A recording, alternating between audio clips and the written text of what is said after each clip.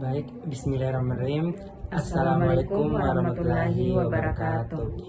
Perkenalkan, kami dari kelompok 1 dengan materi konsep efisiensi dalam perbankan. Di sini kami ingin melakukan tugas dan mempresentasikan materi tersebut sebagai tugas final dari mata kuliah manajemen aset. Baik, perkenalkan nama saya Satriani. Perkenalkan, nama saya Ferdi, dan adapun anggota kelompok kami yang lainnya itu atas nama Alia Ramadhani. Baik, langsung saja pendahuluannya, yaitu efisiensi merupakan indikator penting dalam menilai kinerja perbankan. Bank yang efisien mampu mengelola sumber dayanya secara optimal untuk menghasilkan output yang maksimal, sekaligus menjaga biaya serendah mungkin dalam sektor keuangan. Efisiensi bukan hanya soal profit, tetapi juga tentang daya saing dan keberlanjutan. Adapun konsep efisiensi.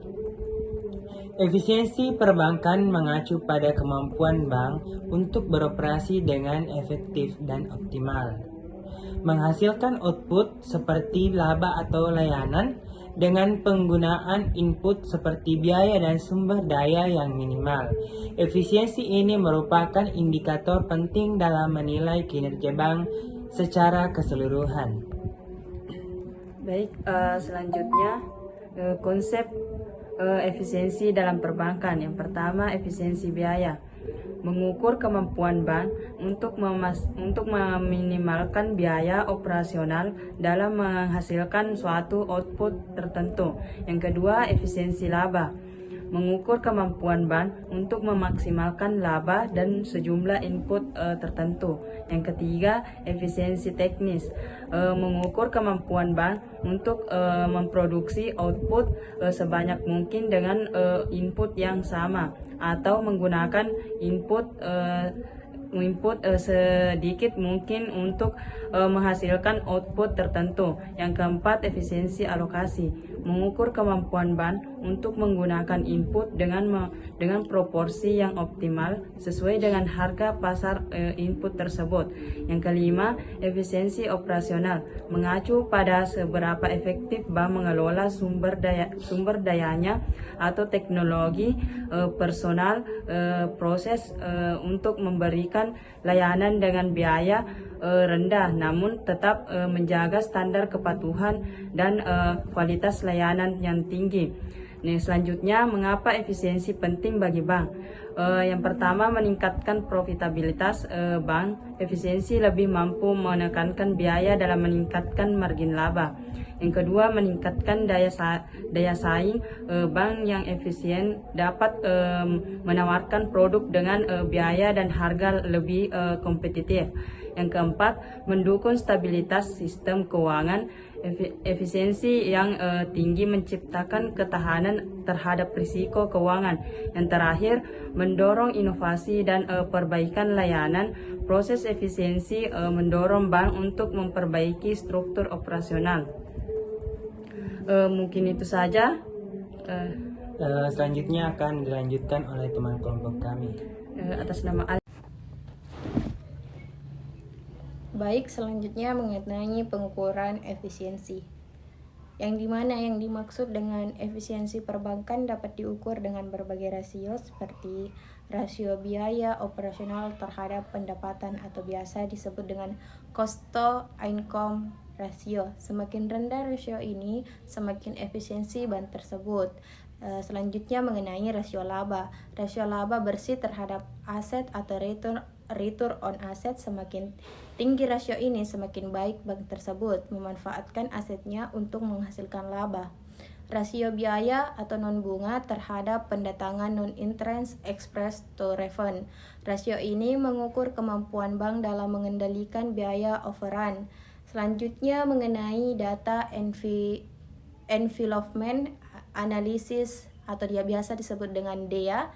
Yang pertama, indikator internal. Indikator internal ini rasio BOFO atau biasa disebut dengan biaya operasional terhadap pendapatan operasional. Dan selanjutnya rasio efisiensi lainnya. Apa itu data envelopment analysis atau yang biasa disebut dengan DA. Jadi yang dimaksud dengan DEA adalah metode non-parametrik berbasis matematika yang digunakan untuk mengukur efisiensi relatif dari unit-unit pengambilan keputusan, seperti cabang bank atau bank secara keseluruhan. Selanjutnya, bagaimana dikembangkan oleh Carnes, Cooper, dan Rhodes 1978. Yang pertama menggunakan linear programming untuk membentuk frontier efisiensi, dan yang kedua membandingkan setiap bank dengan bank terbaik dalam sampel. Selanjutnya mengenai cara kerja DEA dalam perbankan. DEA membandingkan input dari output antara bank.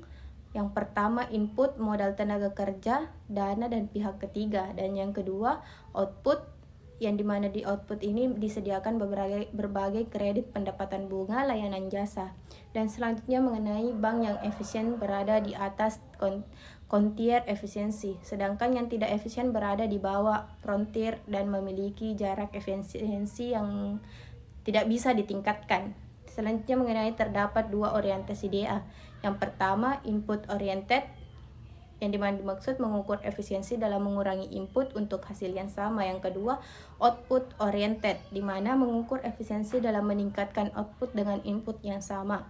Selanjutnya mengenai kelebihan dan keterbatasan DEA, dimana kelebihan DEA terbagi menjadi beberapa hal. Yang pertama, tidak memerlukan asuransi distribusi statistik, dan yang kedua dapat menangani banyak input dan output sekaligus, dan yang ketiga ideal untuk benchmarking internal dan eksternal. Selanjutnya mengenai keterbatasan DEA, di mana keterbatasan DEA ini terbagi menjadi beberapa hal. Yang pertama, sensitif terhadap data ekstrem atau outliers. Yang kedua, tidak memperhitungkan noise atau kesalahan pengukuran, dan yang ketiga hanya menunjukkan efisiensi relatif bukan absolute. Mungkin itu saja, sekian dari saya. Assalamualaikum warahmatullahi wabarakatuh.